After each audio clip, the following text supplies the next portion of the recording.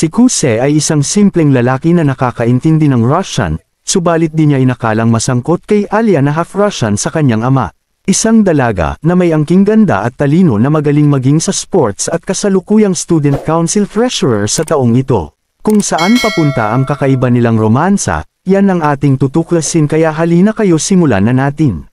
Nagsimula ang kwento kung saan makikita si Alia na kasalukuyan binabagtas ang kahabaan ng Seiju Academy kung saan di mapigil ang paghanga ng mga matang nakatitig sa kanya.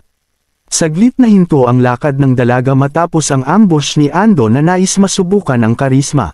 Magandang araw Binibini, pwede ba kita maimbitahan lumabas? Tanong nito sa dalaga na mabilis sumagot ng hindi. Kung ganon, pwede ko bang makuha ang iyong numero?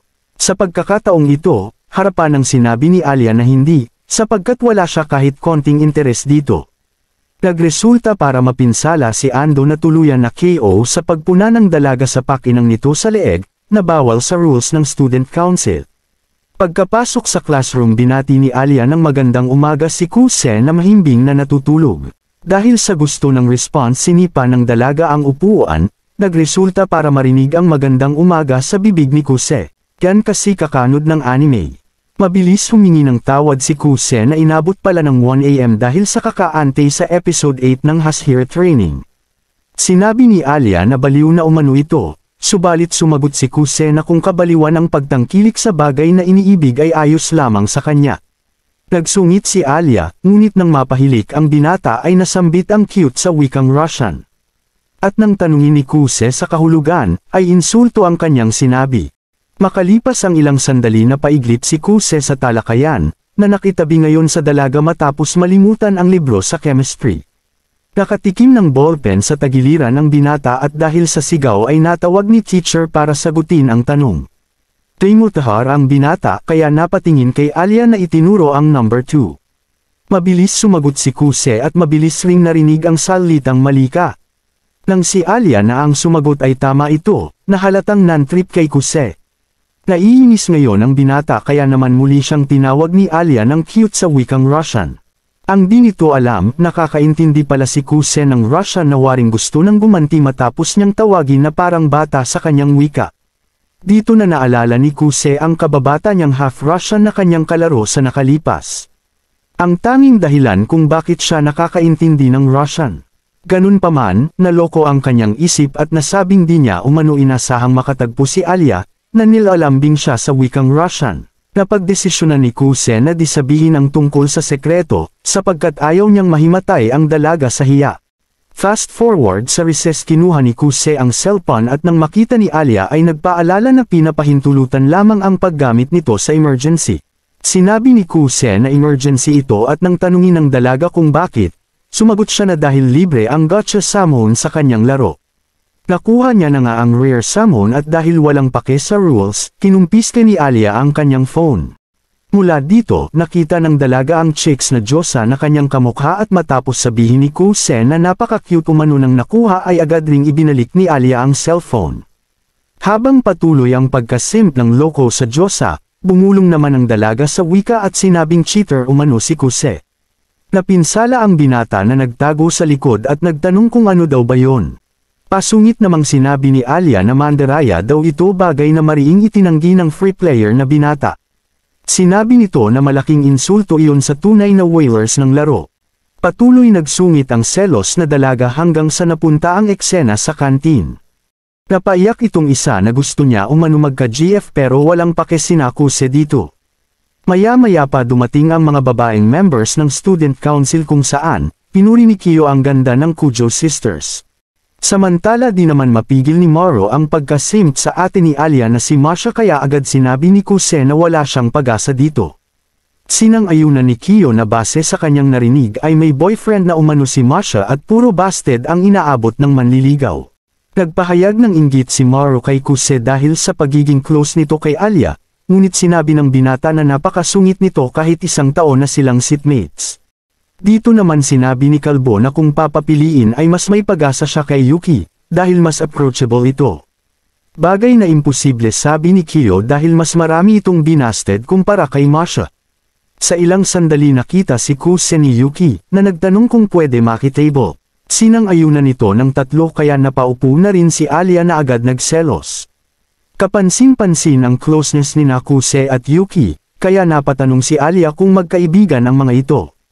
Sinabi ni Yuki na magkakilala sila ng lubos sapagkat lagi silang magkasama pumunta sa eskwela simula elementary.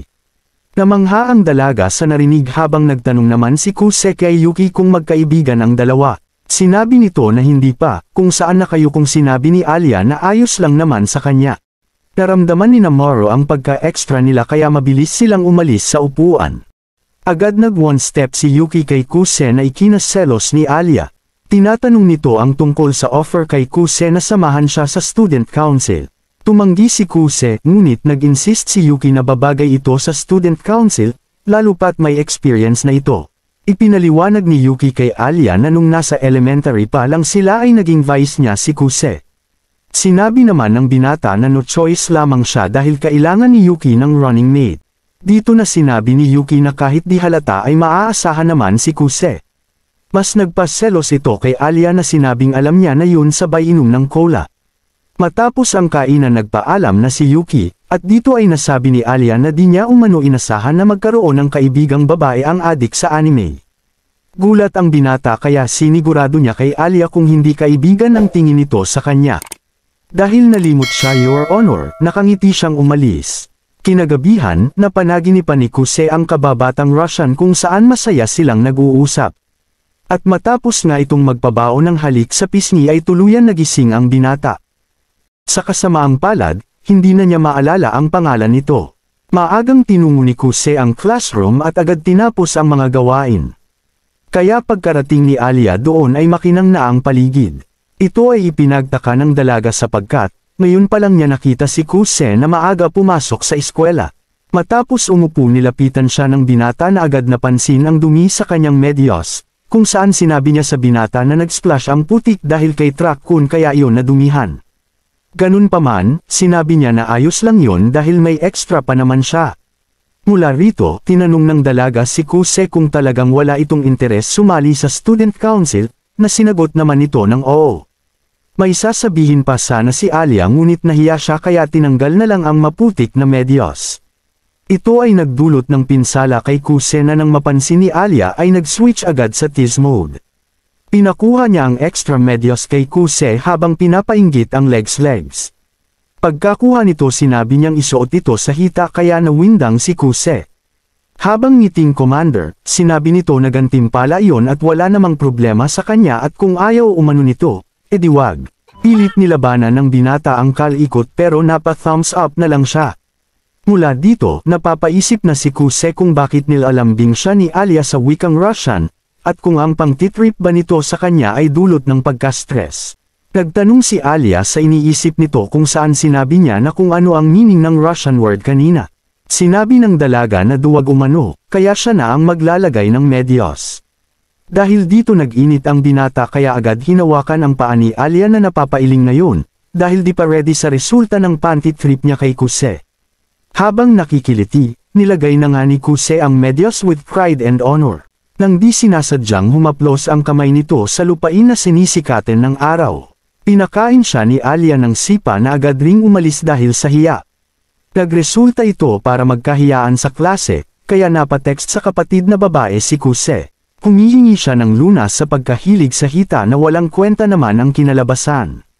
Sa lunchtime, kinomprante na ni Kuse si Alia na tinawag naman siyang manyak sa wikang Russian.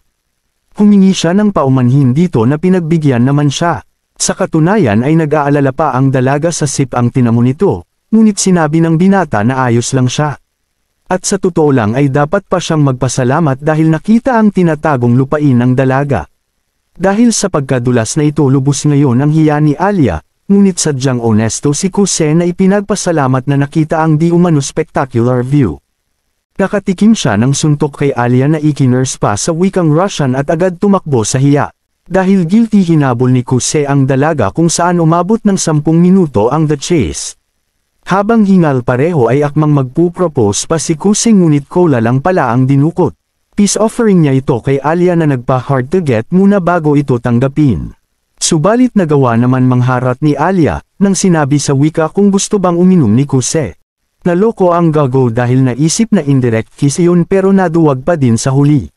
Samantala, confident naman itong si Alia na walang alam si Kuse kaya ngiting Gago na ngayon ang loko. Makalipas ang ilang araw pumunta si Kuse sa silid ng student council mula sa tawag ni Yuki na nais magpatulong sa gawain. Hindi nito nagustuhan ang intro ni Kuse kaya pinatake 2 sa paraang nais at pinagbigyan naman ng binata.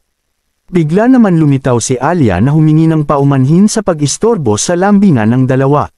Dito na napagtanto ni Kuse na sinetop lamang siya ni Yuki para magselos ang dalaga.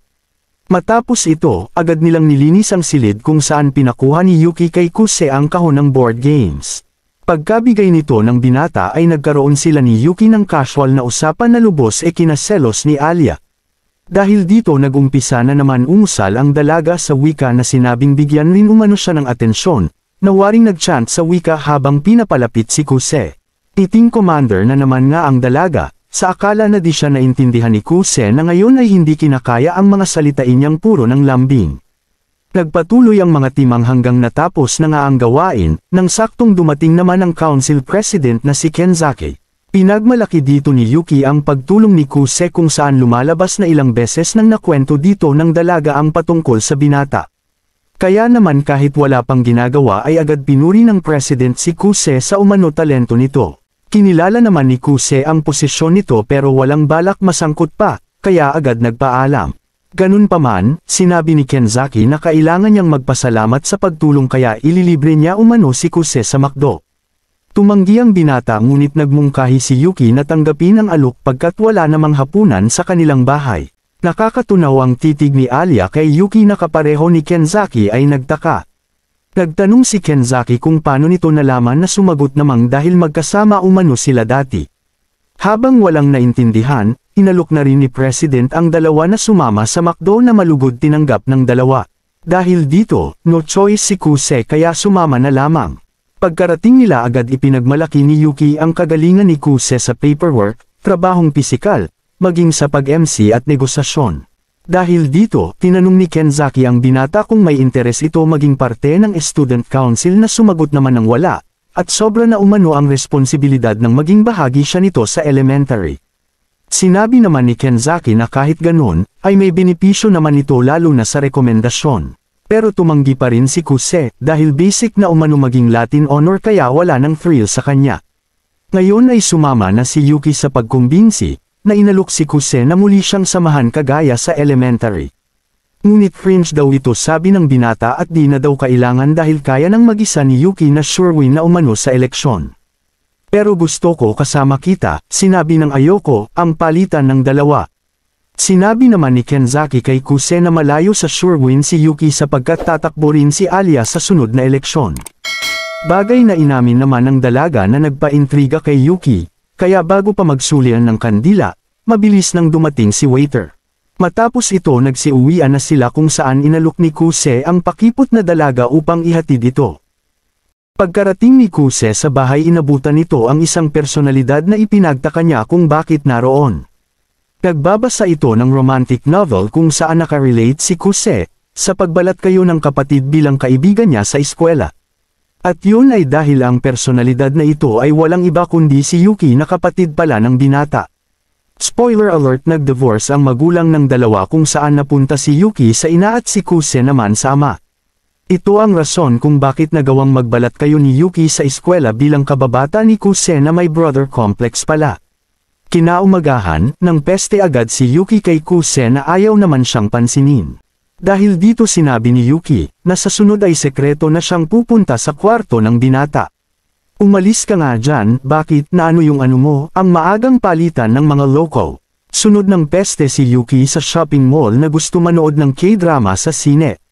Sa ilang sandali, gulat naman ang binata sa presyo ng damit ng kababaihan at sa pagpapatuloy ng shopping ay napatanong na si Kuse sa kapatid. Kung napansin rin daw ba nito ang kulay pilak sa gilid, na sinagot naman nito ng oo. Napatanong si Kuse kung kailan pa at sinabi naman ni Yuki na kanina pang araw dahil meron siyang Alia observation hockey. Napapaisip si Kuse kung paano maayos ang problema, ngunit on the way na agad si Yuki na kinompronte si Alia. Nahiya naman ang dalaga na pilit nagkunwaring kakarating pa lang, ngunit bistado siya ng dalawa. Mula rito, tinanong ni Yuki si Alia kung kumain na ito na sumagot naman ng hindi pa. Nang marinig ito, inalok ni Yuki si Alia na sumama sa kanila. Ganun pa man, namagitan agad si Kuse na sinabing kung kasama raw ang dalaga ay sa iba na lang dahil problema iyon. Napatanong si Alia kung anong problema at dito sinabi ni Yuki na pupunta sila sa kainan ng mga spicy dish. Kaya kung gusto ng dalaga ang ganun ay sumama na ito. Masyadong inosente si Alia kaya nilinaw ni Kuse na napakaanghang ng mga pagkain doon, subalit may pride ang dalaga kaya sumama ito. Pagkarating nila doon, biglang-bigla si Alia na sinamantala naman ni Yuki upang iparating na basic lang ito sa kanya. Nagtanong naman si Kuse kung gusto na umatras ng dalaga, ngunit ma-pride ito kaya heto na pumunta na nga ang tatlo sa loob. Hindi alam ni Alia ang mga uri ng dish kaya agad nagpasikat si Yuki sa pagpapaliwanag. Mula sa dish na may kaunting anghang hanggang sa pinakamaanghang. Hindi makapagdesisyon si Alia dahil gusto rin mapansin ni Kuse na nagresulta naman para mag-alala ang binata. Nagmungkahi ito sa dalaga na i-order ang dish na may kaunting anghang, sapagkat mas mainam umano ito para sa unang pagsubok. Sumang-ayon ang dalaga kaya nag-order ang tatlo ng same dish na may kaunting anghang. Habang nag-aantay, napansin ni Alia ang boyish outfit ni Yuki kung saan sinabi nito na gusto lang niya umano mag-enjoy sa privado niyang oras. Ngayon ay napaisip si Alia kung date ba ang ibig sabihin nito. At matapos makita ni Yuki ang reaksyon ng dalaga, lalo niya pa itong pinaselos at sinabing kagabi umano ay kasama niya si Kuse na matulog, at humingi rin siya ng permiso, na hiramin ang damit nito na suot niya ngayon. Nagdulot ng pinsala kay Kuse na pilit nagpaliwanag kay Alia, ngunit wala itong balak tanggapin ang kanyang paliwanag. Maya-maya pa dumating sa wakas ang order na nagpakaba naman ng husto kay Alia. Ganun pa man, alam niyang hindi siya pwede matalo kay Yuki, kaya lakas loob tinikman ang sinigang sa impyerno. Ang resulta, hulog ang stick ng dalaga. Nag-alala si Kuse ngunit sadyang may pride ang dalaga kaya nagpatuloy silang kumain. Kita sa magkapatid na basic lang ang anghang, ngunit sa isang dako ay maririnig ang paghingi ng tulong sa wikang Russian na napatawag pa sa ina. Sumaklolo si Kuse, ngunit dahil sa pride nagpalusot si Alia na masarap daw ito. Nang biglang ngumiti si kapatid na nagmungkahi, na kung talagang masarap umano ay lagyan pa ito ng pangpaanghang. Napansin ni Kuse ang plano kaya sinabing pag-isipan ito ng dalaga. Ngunit dahil sa pride tuluyang nahulog si Alia sa patibong na nagresulta para mapasigaw siya ng husto, na sa sobrang anghang ay napatakbo ito sa park. Sinundan ito ni Kuse na agad ibinili ng ice cream ang dalaga, na waring naging pusa matapos itong tikman. Sa ilang sandali, napatanong si Kuse kay Alia kung bakit gusto nito maging student council president. Seryoso itong sumagot na dahil gusto niya at hindi na kailangan ng rason para umunlad. Dahil sa seryosong sagot tinanong ni Kuse ang dalaga kung may running mate na ito na sumagot ng wala pa at sinabing kaya niya naman mag-isa. Sinabi naman ni Kuse na ayon sa rules ay kailangan meron itong kaparehas sa pagtakbo kung saan. Sinabi ng dalaga na hahanap na lang siya ng kung sino, sabay bulong sa Russia na kung pwedeng si Kuse na lang umano. Nagbigay daan naman ito para mapunta ang isip ni Kuse sa panahong nakita niya ang pagiyak ni Yuki, na siguradong may kinalaman sa eleksyong naganap sa elementary. Matapos ang seryosong usapan inalok ngayon ni Alia si Kuse na nais magpasama sa pagbili ng mga kasuotan. Ipinagtaka ng binata na nagpaliwanag sa dalaga, na maaari silang mapagkamalan na magkasintahan. Ganun pa man, alam ng binata na siya lang ang kaibigan nito kaya napagdesisyonan sumama, ngunit sa paraan namang kahina-hinala. Kaya pagkarating doon, naisip ni Alia na baka raw naging mabait ito para sa palubag-loob, dahil wala siyang pag-asa manalo sa kapatid. Nag-init ang dalaga kaya ngayon ay plano nitong mapadugo ang ilong ng binata, sa pamamagitan ng di umano fashion show. Matapos maisuot ang una ay handa na sana si Alia, nang lumitaw naman ang imahen kung saan hindi siya pinansin ng binata. Ganun pa man, binuksan na ng dalaga ang kurtina at mula sa paghanga ng madla ay narinig kay Kuse ang salitang ang ganda mo, very elegant. Nagdulot ng matinding pinsala sa dalawa, na sa pagluhod ni Kuse sa sahig ay tuluyan silang napagkamalan ng madla na magkasintahan.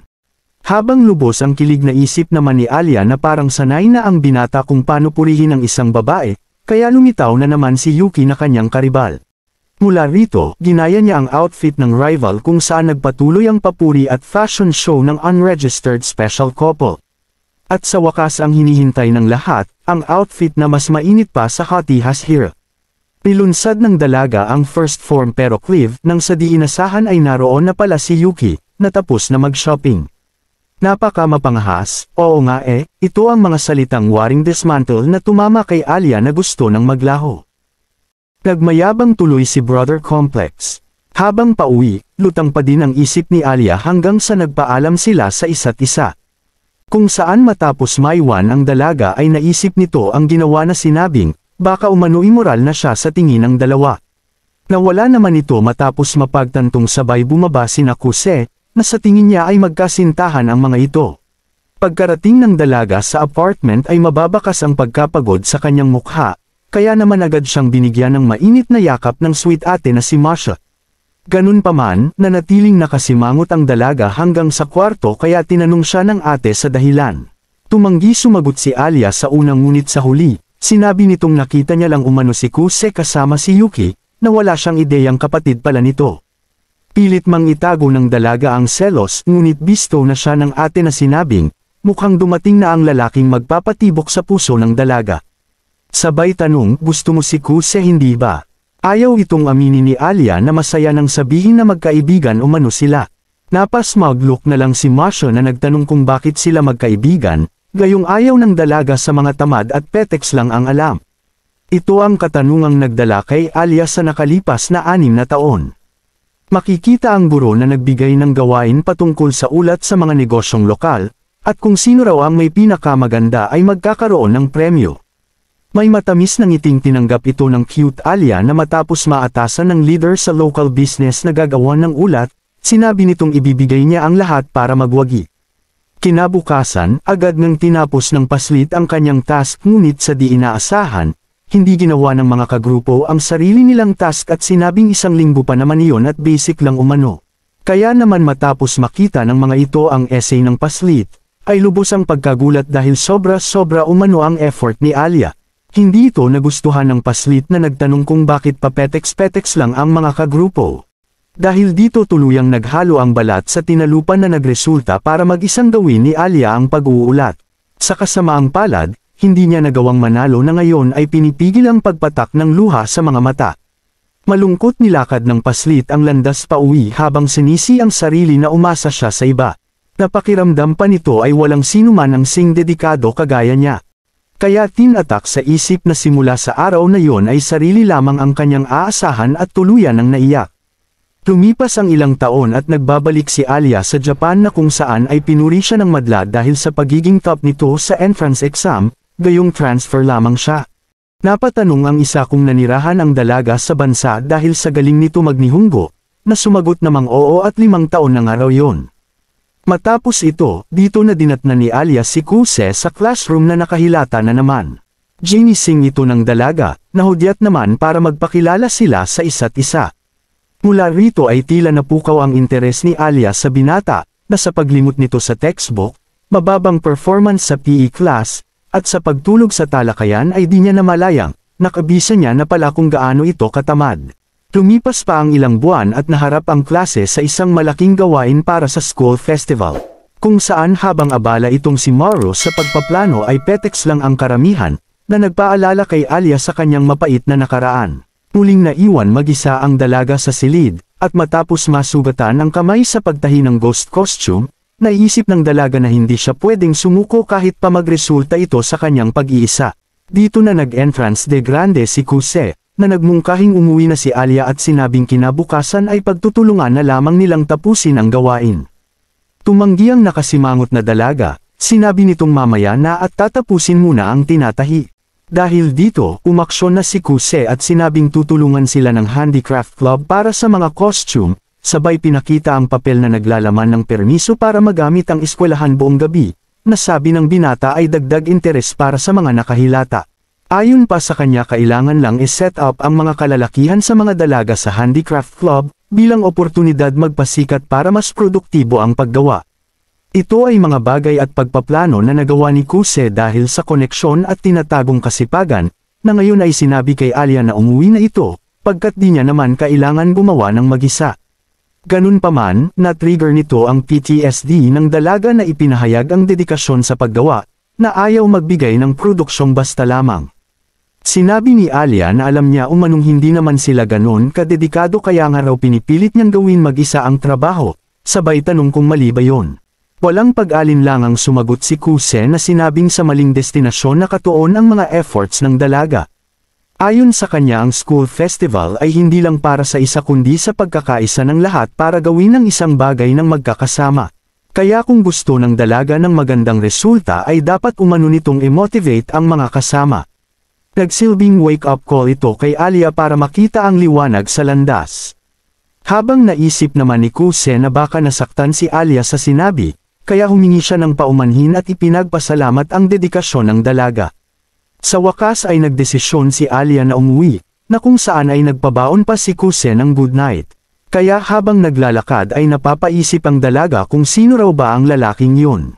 Sa mabilisang pag-usad pinakita ang group work na pinangunahan ni Maru kung saan tagapayo naman nito si Kuse. Naging maganda nga ang kinalabasan ng kanilang ginagawa, kaya naipinta na sa wakas ni Alia ang ngiti sa kanyang mukha. Maging sa araw ng school festival ay umayon ang lahat sa mga plano na nagbunga pa ng gantimpala, matapos magwagi bilang best attraction. At sa gabing iyon, habang masayang nagsasayaw ang buong klase, nagkita sa isang dako sina Alia at Kuse. Humingi ng permiso ang dalagang tumabi, at pinagbigyan naman ng binata na napatanong kung bakit daw hindi nakisayaw si Alia, gayong sigurado siyang pumipila ang madla para sa kanyang kamay, o kung dahil ba yon sa di siya marunong sumayaw. Di ito nagustuhan ni Alia at sinabing nag-aral siya ng ballet sa kabataan kaya basic lang umano yon.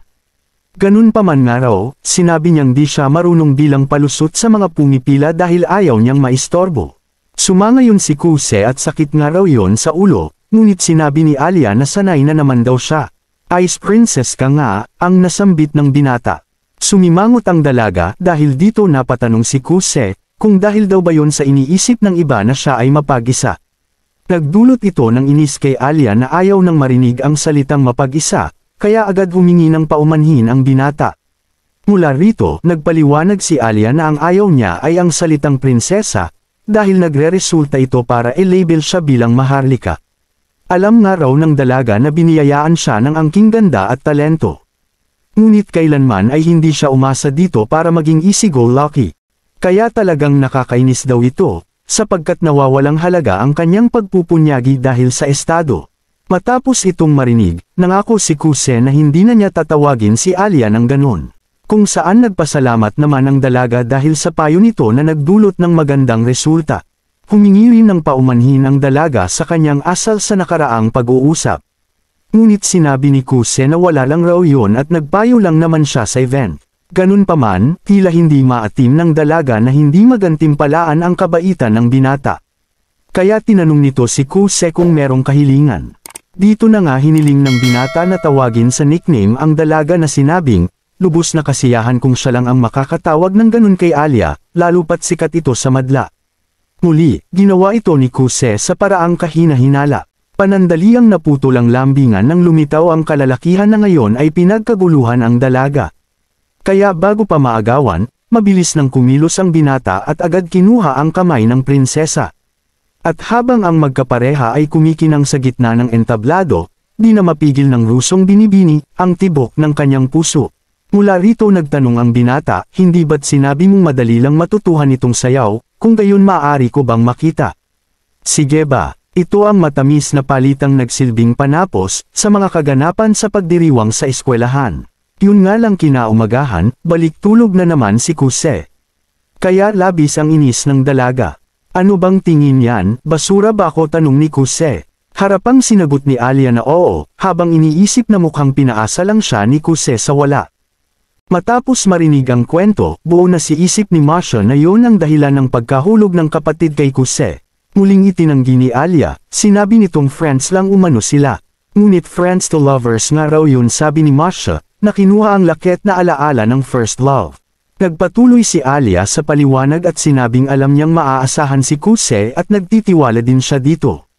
Tubos ang kilig ni Masha at sinabing, ang mga pagkilos sa panahong kailangan ay talagang bukod tangi. Nabanggit na nga nito ang nakalipas, tungkol sa lalaking nagligtas sa kanya sa pag-atake ng isang aso. Ngunit bago pa maituloy, pinapalabas na siya ni Alia, na hindi kaya ang kanyang cringe. Sa sumunod na umaga, tinungo ni Kuse ang silid ng Student Council bilang pansamantalang kahalili ng kapatid. Agad nagpakilala ang cute ate ni Alia at tawagin daw ito ng binata bilang Masha. Na-awkward si Kuse, ngunit matapos hawakan ni Masha ang kanyang kamay para sa klasikong pagbati, ay biglang naiba ang ihip ng hangin. Nakaramdam si Masha ng pagkapamilyar sa binata kaya tinanong nito ang pangalan. Tetong tumugon ng binata habang si Masha naman ay waring tumigil ang mundo matapos marinig ang masachika. Dahil sa eksenang ito napatanong si Kenzaki kung may dumi daw sa likod ni Kuse, na sinagot naman itong bakit pa sa likod may mukha naman siya. Dito na inalis ni Masha ang pagkahawak sa kamay ni Kuse at sinabi sa Russian na umalis na sila. As usual nagkunwari si Kuse na hindi siya nakakaintindi, at mula rito ay tinungo ng dalawa ang mall sa Ayala. Pagkarating doon nahirapan si Kuse makisabay sa dalaga, sapagkat hindi na ito nakikinig sa sinasabi ng iba, lalo nang makita ang cute na mga plushie. Sa huli dinala nito si Alia Kitty, na matapos ipahawak kay Kuse ay kukuha sana ng litrato, ang kaso ayaw ng binata sa camera. Sunod silang pumunta sa coffee shop at dito napag-isip-isip ng binata, na mas mainam kung si Yuki ang sumama, dahil tinuruan nito ng ina sa mga girl stuff. Naging daan nito para muling maalala ni Kuse ang mapait na mga sandali, sa panahong naghiwalay ang kanilang mga magulang. At matapos mapansin ni Masha ang panglaw sa kanyang mata, agad siya nitong binigyan ng mainit na yakap, kung saan naiisip niyang parang pamilyar ang pakiramdam nitong dulot. Ganun pa man, bumalik ang kanyang malay tao dahil sa init ng kape sa likuran na hawak pala ni Masha, at nang mahulog ito ay tuluyan siyang napasigaw. Habang sa isang tabi ay bakas ang selos sa mukha ni Alia Kitty. Sa pagbabalik ni Kuse sa silid, agad napansin ni Kenzaki ang plushie na hawak ni Masha. Ganun pa man, dito pinagbigyan ni Kenzaki na ilagay iyon sa opisina. Samantala, pinasalamatan ni Kenzaki ang pagsama ni Kuse kay Masha sapagkat naiwasan nila ang maaaring kompromiso, na dulot ng pagkahilig ni Masha sa cute na mga plushie. Muling kinumbinsi ni Kenzaki si Kuse na sumali sa Student Council subalit muling tumanggi ang binata, na ngayon ay nagtanong kung bakit pinipilit siya nitong sumali. Sinagot ito ni Kenzaki ng tanong na bakit daw umano ayaw sumali ng binata, gayong maganda ang ipinakita nito bilang Vice President sa junior high. Sinabi ni Kuse na yun mismo ang dahilan sapagkat hindi naman siya sumali roon dahil sa isang makabuluhang rason. Ngayon ay sinabi ni Kenzaki na wala namang problema kung maganda ang rason o hindi, lalo pat naging presidente siya dahil lamang sa gustong mapasagot ang noy nililigawan. Pinakita nito ang picture kay Kuse kung saan lubos ang gulat ng binata, dahil mataba ito noon at mukhang kulang sa aruga kumpara sa estado nito ngayon. Mula rito, nagkwento si El Presidente na sa panahong iyon ay literal siyang baldog dahil walang talento at hilig sa pag-aaral. Ganun pa man, nabago ang kanyang pananaw matapos mahulog kay Chisaki na kasalukuyang kasintahan at bise niya ngayon. Dahil sa aking pag-aasam na marinig ang matamis niyang oo, inayos ko ang aking sarili at maging ang pagiging presidente ay parte sa planong iyon, ang wika ni Kenzaki. Kumbinsido si Kuse sa pagiging cringe nito kaya muling sinabi ni Kenzaki na hindi naman mahalaga kung maganda ang rason o hindi. Isa pa umano ay sumali lang naman si Masha dahil lamang sa pagimbita ng kasintahan. Sinang-ayunan ni Masha at sinabing bagamat interesado siya sa student council, hindi mahalaga ang motibo basta't mag-iwan ng magandang track record. Ano man ang rason basta't magagampanan ng tungkulin ay ang siyang mahalaga. Pinasundan ito ng pagpuri ni Kenzaki sa binata, dahil sa maganda niyang ginawa, noong maging bise ng kapatid na si Yuki sa nakalipas, na ayon kay President ay hindi dapat ikahiya ni Kuse. Naging daan ito para maalala ni Kuse ang kapatid, kung saan lumalabas na naging palaasa ito sa kanya, dahil sa kanyang pag-antabay bilang bise.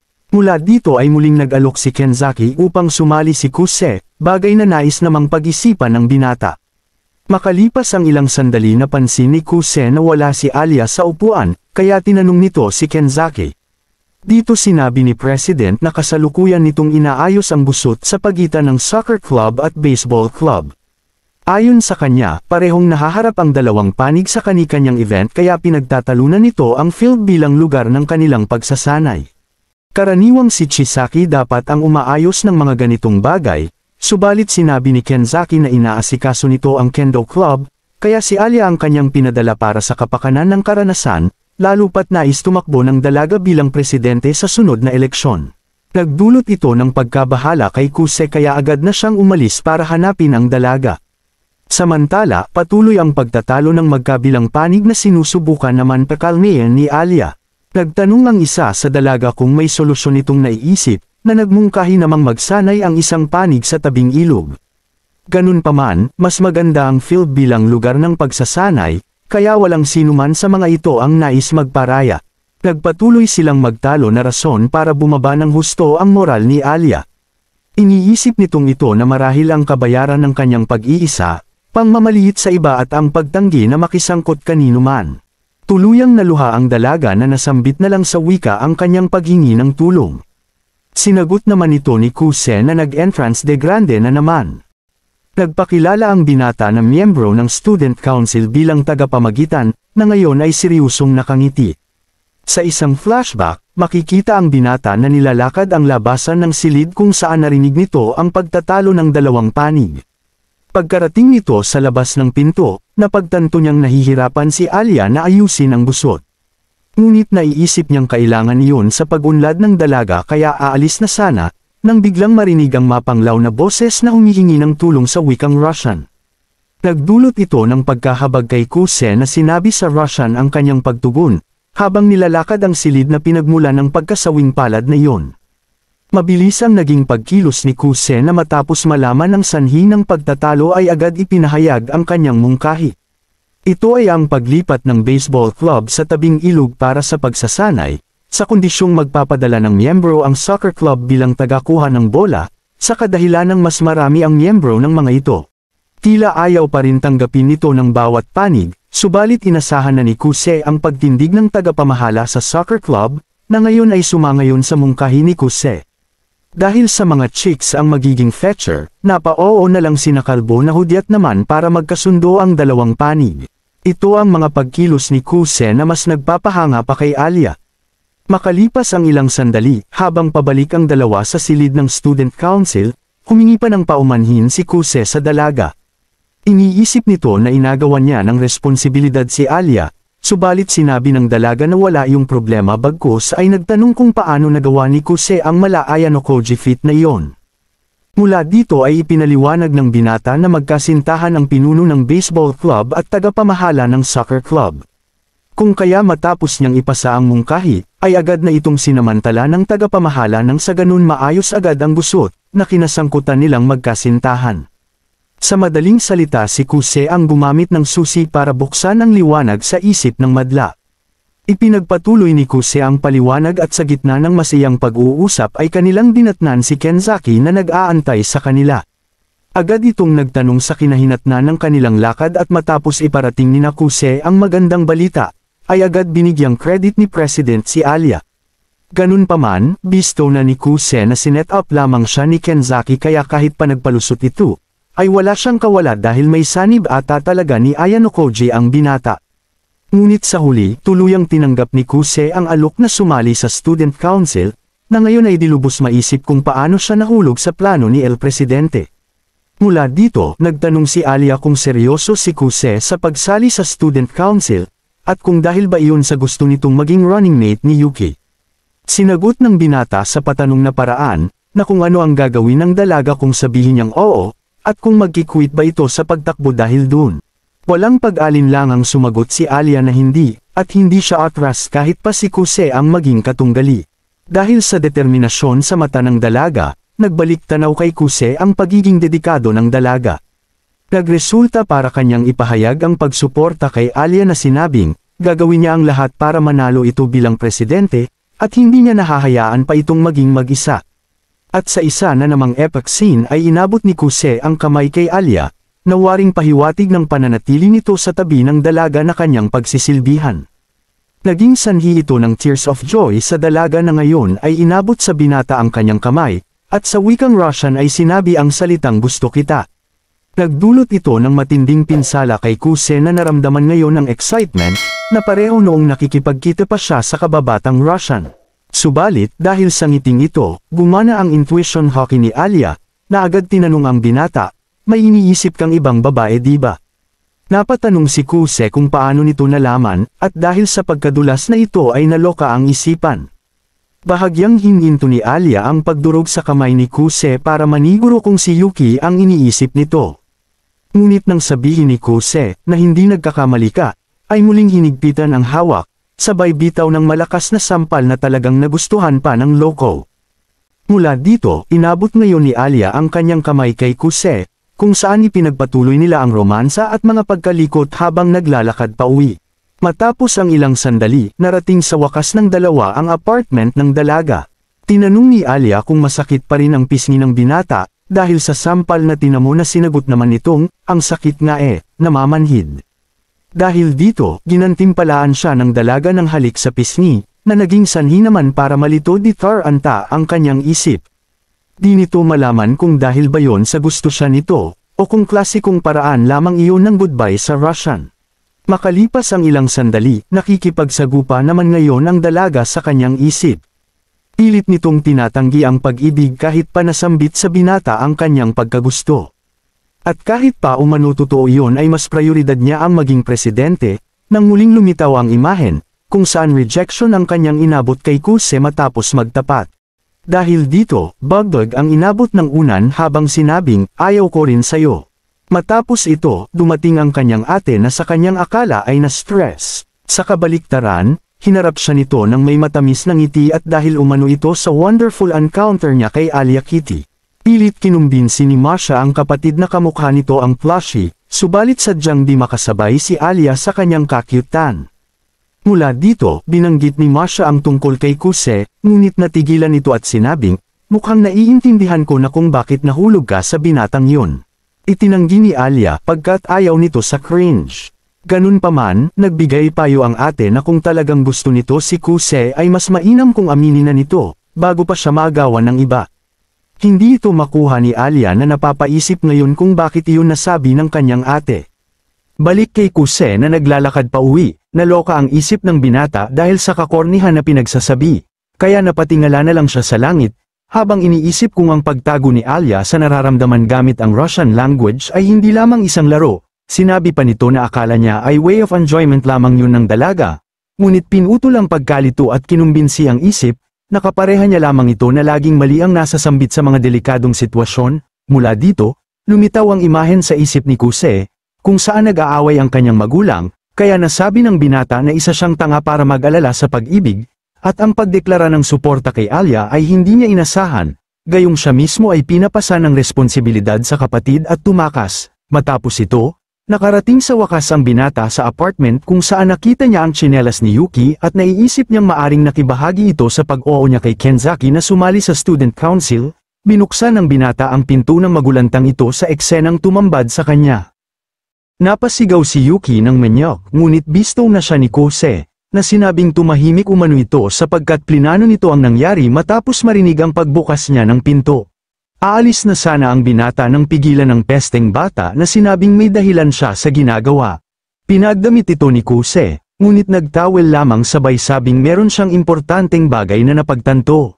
Tinanong ito ni Kuse at sinagot naman siya ng pesteng bata na sa tinagal-tagal nilang magkasama ay hindi pa umano sila nagkaroon ng silap eksena.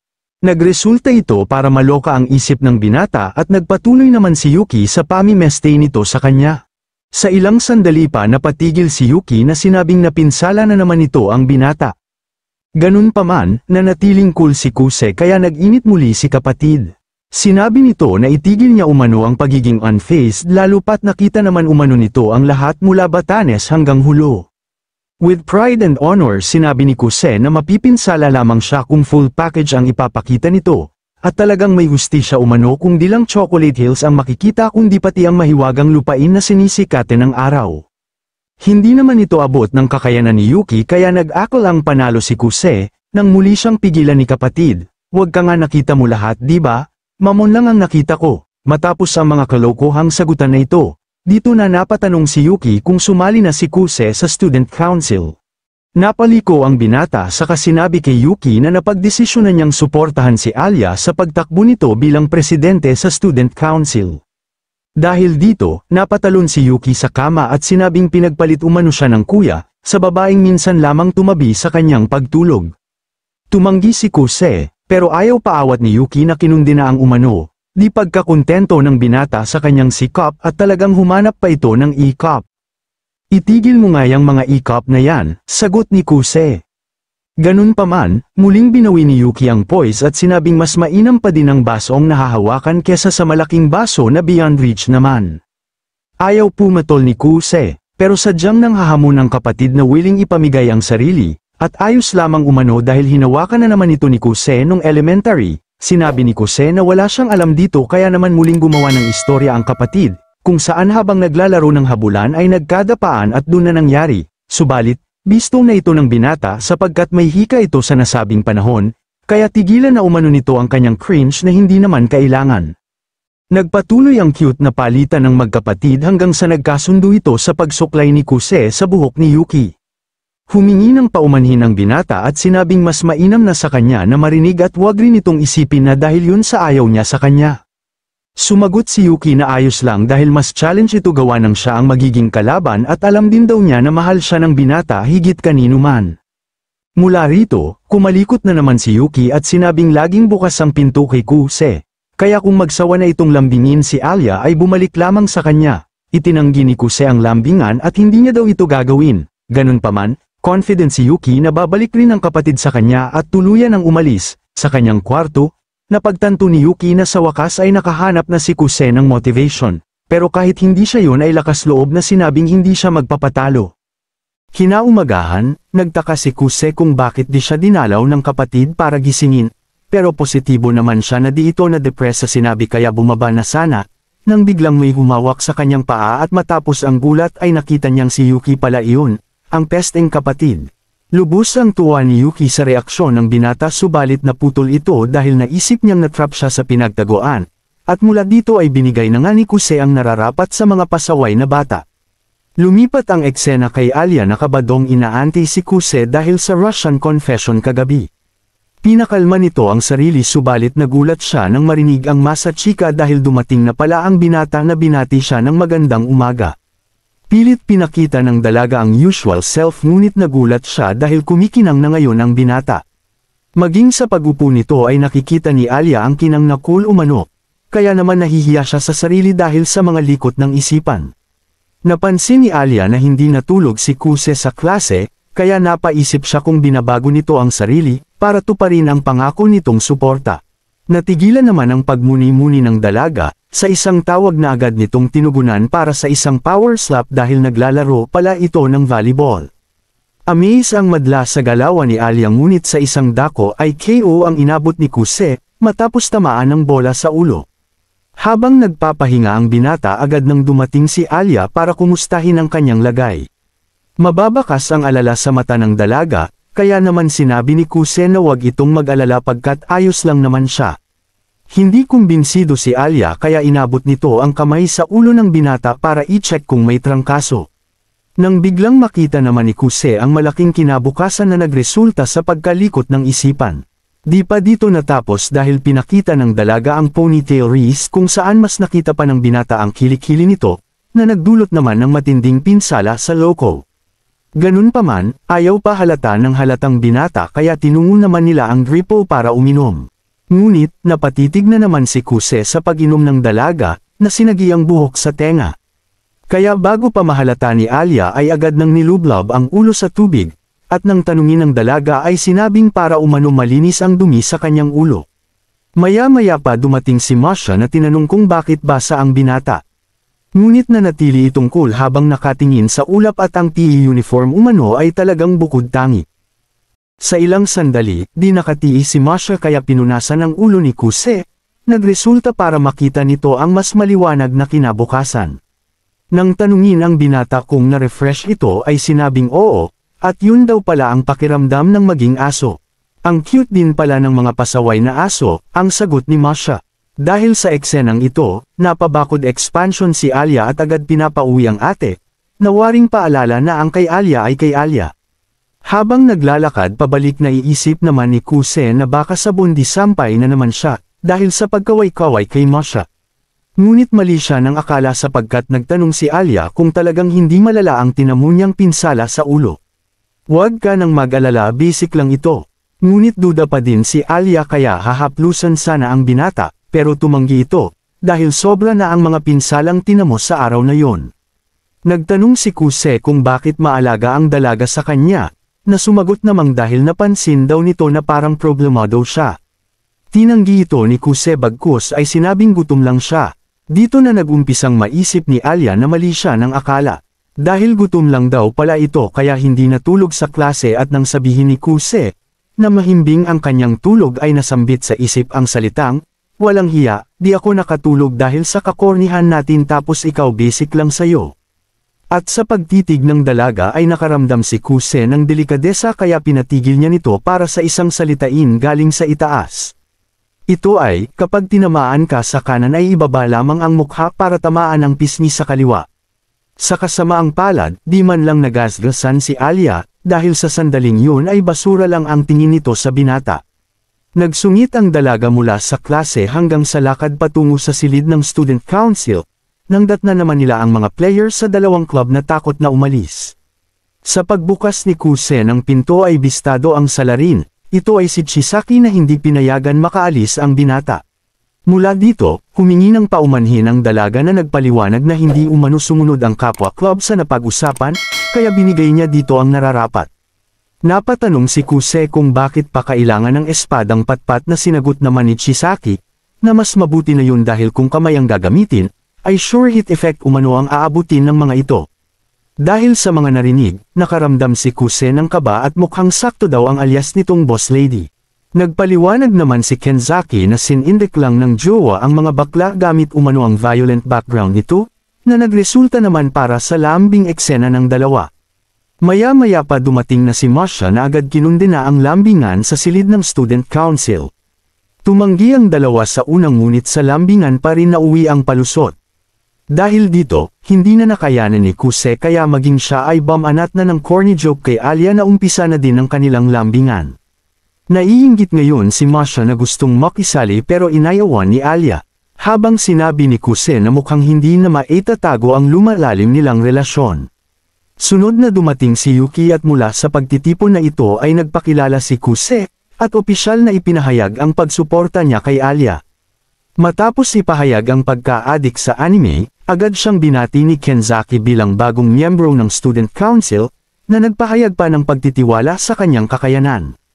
Humingi ito ng paumanhin dahil sa pag-set up sa kanya, kaya tinanong niya ito kung dahil ba yun sa nagkukulang sila ng miyembro. Sumangayon si President, at mula rito ay ipinagbalita ni Yuki ang tungkol sa exhibition, na nais nitong planuhin kasama ang art class. Gusto rin nitong makasama ang council treasurer na si Alia para sa pagbabudget, na binigyang permiso naman ng dalaga. Dahil dito, agad binigay ni Kenzaki ang green light kaya lumakad na ang dalawa. Tinungo ng mga ito ang isang silid mula sa request ni Alia, na ipinagbigay alam kay Yuki ang kanyang pagtakbo kasama si Kuse.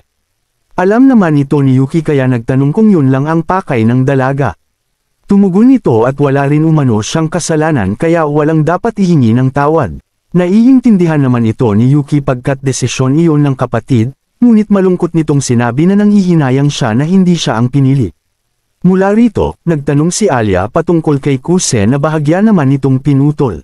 Ganun pa man, alam na iyon ni Yuki kaya sumagot ito na mahal niya ang binata higit pa sa magulang o maging kanino man.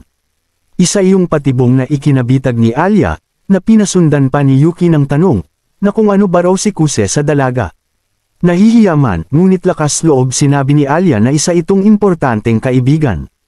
Sunod tinanong ni Yuki kung may pagkagusto siya dito ngunit nag-aalangan siyang umamin, kaya patuloy siyang inusisan ng pesteng kapatid hanggang sa sulok.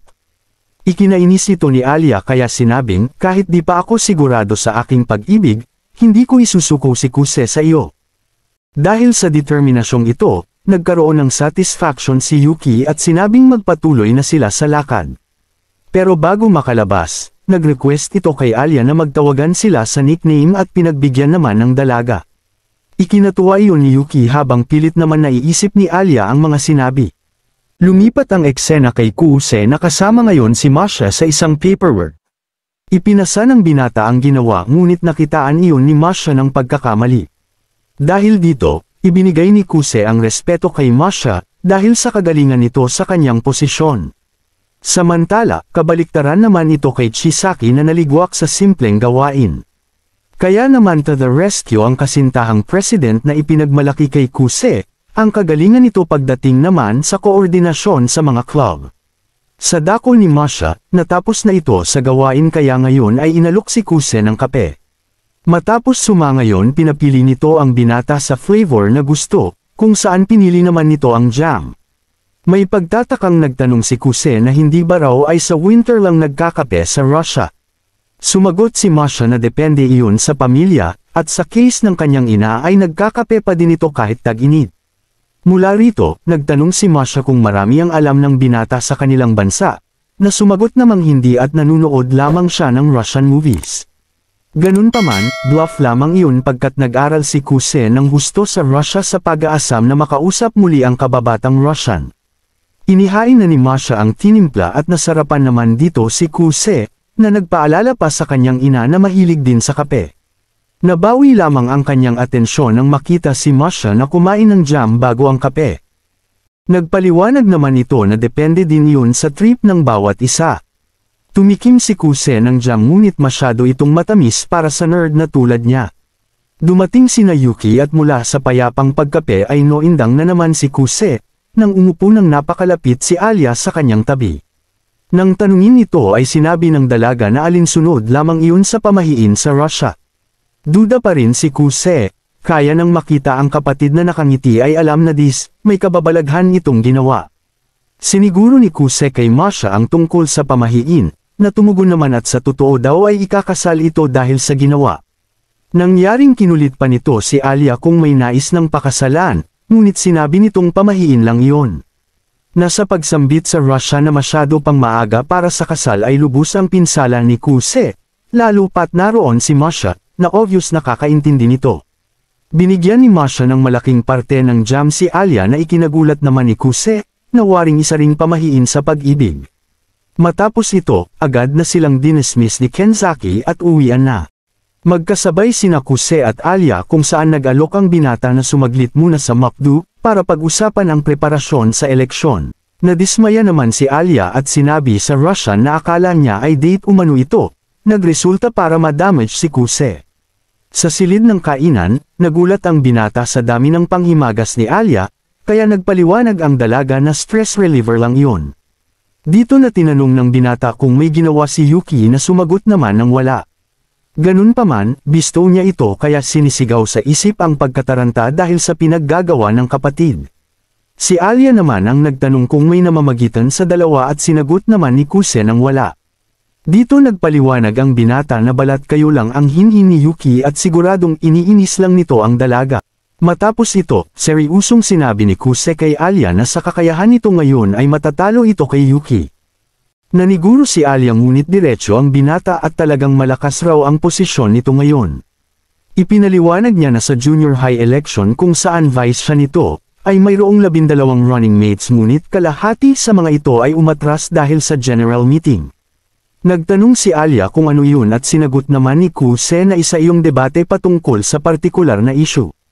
At ang resulta nito ang magdidikta ng katayuan ng tumatakbo, kung kaya napapa-address ang iba bago pa mag-eleksyon. Ganun pa man, sinabi ni Kuse na ibang usapan ang eleksyon ngayon, pagkat marami ang naniniwalang matatalo ang mga ito kay Yuki. Dahil sa red flag na ito, nina si Alia na dismayado kay Kuse, lalo pat chill lang ito kahit sa totoo lang ay waring nag-date na rin sila. Binuhos ng dalaga ang stress sa halo-halo, na sa wakas ay umakit sa mata ng binata. Pilit itinago ng dalaga ang pagkadismaya, nang makaisip ito ng isang pag-atake. Nilunsad ni Alia ang isang risk kung saan sinusubuan ang kapareha, na pilit tinatanggihan ngayon ni Kuse. Ganun pa man, sa paspasang pagsayian ng dalaga ay tuluyang napasubo ang binata, nalasap malala ang tamis ng pinsala kasama ng madla. Matapos ito, nagtanong si Alia kung anong dapat gawin para matalo si Yuki, na sinagot ni Kuse ng prangka na kung head-head ang laban ay siguradong talo ito. Kaya nagmungkahi ang binata para sa ibang stratehiya. Kanyang inihalimbawa si Kenzaki na nakuha ang panalo dahil sa isang pagmaniobra. Nuisance candidate lamang itong maituturing ngunit kinuha ang atensyon ng mga news writer, At matapos maitampok ang istorya mula sa isang kulang sa aruga patungo sa gwapong binatilyo, ay tuluyang napulsuhan ang puso ng madla, dahilan para magwagi laban sa batik anong mga kalaban. Mabilis nakuha ni Alia ang ideya ngunit problemado silang pareho nang makita ang nag-iisang kutsara na bumida sa subo eksena. Dahil dito nagpalusot si Kuse at nag-order ng pagkain, na sumagot sa wakas sa hiling na bagong kutsara. Nagtapang-tapangan ng dalaga na normal lang naman iyon sa Russia ngunit ayaw padaig ni Kuse, na kung ganun daw ba ay libre lagi ang indirect kiss. Sinagot ng dalaga sa Russian, na kay Kuse lang umano ito gagawin na ipinasalamat naman ng loko. Mula dito, nagtanong si Alia kung paano makukuha ang atensyon ng madla na sinagot ni Kuse, na kailangan itong samantalahin ang nalalapit na talumpati ng bawat miyembro ng student council. Litong nagtanong ang dalaga kung ano ang sasabihin kaya pinalakas ni Kuse ang loob nito, na kailangan lang niyang sabihin ang nararamdaman. Kaya wag na itong mag-alala lalo pat nakikita niya naman ang dedikasyon nito. Kinilig si Alia at sinabi sa Russian na sige pa, purihin mo pa ako. Pagkatapos nito, napukaw ang atensyon ni Alia sa spicy dish na kinakain ni Kuse. Nag-alok ang binata na tumikim ngunit naalala nito na mahina sa anghang ang dalaga. Umiiral ang pride ni Alia habang nagpakita naman kay Kuse si Yakuma na sinabing, sige pa iyakan mo yan? Lumitaw si Mary Masha at sinabing huwag mabait kang bata. Sa huli, nilatag ng binata ang spicy dish at agad namang kinutsara ng dalaga ang buong sili. Nang tikman ito, naimpyerno muli ang bibig ng rusong binibini, na ikinagilty ng binatang si Kuse. Mula sa kung saan, nagtanong si Alia kung sino na ang makakapareha ni Yuki, ngayong siya ang napiling suportahan ni Kuse. Sinabi ng binata na di yun problema pagkat sikat na ito sa madla, kaya madali itong makakakuha ng kapareha. Ngunit, sinabi ni Kuse na kung pipiliin ito si Sayaka ay madadelikado sila, pagkat ito ang matinik na nakatunggali ni Yuki sa junior high. Ganun pa man, napaisip si Kuse kung nasira ang moral nito dahil sa pagkatalo. Sa huli, sinabi ni Kuse na walang dapat ipag-alala si Alia dahil malalaman rin nila kung sino ang magiging running mate ng kapatid. Kinabukasan sa silid ng student council, dito na ipinakilala ni Yuki ang bagong miyembro ng General Affairs na nagpagulat kay Kuse. Nagpakilala ito bilang si Ayano Kimishima ng Class 1C na tinawag pa si Kuse ng Masachi kasama. Tiningnan ng binata ang kapatid at dito niya napagtantong may niluluto na naman itong secret plan. Matapos ang meeting nilakad ni Kuse ang labasan, nang marinig niya ang isang pagtawag. Sinipat iyon ng binata, ngunit nasa likuran pala ito na si Ayano Kirishima. Tinanong nito ang binata para pag-usapan ang isang mahalagang bagay, at kanya namang pinayagan. Pagkarating sa isang silid, tinanong ni Ayano si Kuse patungkol sa pagtakbo nito bilang running mate ni Alia. Kinumpirma ng binata, at dito ipinagbalita ni Ayano na hindi yun nagustuhan ng kanyang ama. Na kung bakit umano ang isang kahihiyan sa pamilya, ay nagawa pang hadlangan si Yuki na kanyang kapatid. Nagresulta ito para maalala ni Kuse ang pagparusa ng kanyang ama matapos itong lumayas. Kung saan tinakwil siya nito sa Soo family at pinagbawalan ipaalam sa iba na kapatid niya si Yuki. Ngunit dahil gumawa ito ng first contact, nainis ngayon si Kuse kung bakit naghahabol ito sa kanya. Tinanong ni Kuse kung inutusan nito ang dalaga para magmatsyag, ngunit sinabi ni Ayano na bunga lang iyon ng sariling desisyon. Bilang tagasunod ni Yuki, tungkulin niyang alamin ang intensyon ng mga kumakalaban dito. Sa malungkot na mukha, tinanong ng dalaga kung nagkamali siya kay Kuse, na kung bakit nito ginagawa ang isang bagay na makakasakit kay Yuki. Sinagot ng binata na hindi iyon ang kanyang intensyon, at resulta lang iyon ng pagtawag ng sitwasyon. Dahil sa walang direktang pagtanggi, tinanong ni Ayano kung mas mahalaga si Alia at nagawa nitong piliin ang bagay na maaaring makasakit kay Yuki. Tumugon ang binata at buong pusong sinabi na gagawin ang lahat para manalo ang Ruso, alinsunod sa pangako niya dito. Nagresulta para mapatanong si Ayano kung umiibig ito, ngunit pinutol na iyon ng binata at sinabing kagustuhan niya lang iyon. Matapos ito, inutusan ng binata si Ayano para iparating ang mensahe sa ama. Ito ay ang huwag sisihin si Yuki at kung may reklamo man sa kanya ay direktang lumapit at makipag-usap. Tinanggap iyon ng dalaga at tinanong si Kuse kung hindi pa rin nagbabago ang pagtingin nito kay Yuki. Sinang-ayunan ni Kuse at ang kapatid niyang araw ang pinakamahalaga sa kanya, kaya gawin nito ang lahat para mapatnubayan ang kapatid. Matapos ito napunta ang eksena sa kantin, kung saan pinapili ni Maru si Kuse sa mga chick sa magazine. Tinuro nito ang isa at napansin ni Kyo na kahawig iyon ni Masha. Tinanong ni Maru si Kuse kung type nito si Masha, ngunit taken ng araw ito kaya out of question iyon. Dahil dito, tinanong ni Kyo kung manliligaw ito kung walang boyfriend, sabay tanong ni Maru na kung bakit tinawag na nito sa nickname ang Russian cutie. Agad umiwas si Kuse at wala daw siyang pagkagusto dito, nang sa di inaasahan ay biglang lumitaw si Alia sa nakakakilabot na titig. Sinabi nito sa Russian na walang hiya, at nagawa pa talaga umano ni Kuse na manghagilap ng chick sa magazine. Nagpaliwanag naman ang binata na tinukso lang siya ni Maru, subalit hindi nito napawi ang inis kay Alia na nakalikong umupo. Mula dito, nagtanong si Maru kay Kuse kung nakikipag-date ito kay Yuki, na agad namang pinasinungalingan ng binata. Ayon kay Kuse, kung makikipag-date man siya ay yung madaling pakisamahan. Kilig naman dito si Alia at sinabi sa Russian na sa madaling salita ay siya umano. Walang alam si Kyo, habang naalala ni Kuse ang Rusong kababata at sinabing, kaakit-akit din ang babaeng palangiti. Sinang-ayunan ni Kyo at Maru at talagang mahalaga rin umanong basihan ang pag-uugali ng mga ito.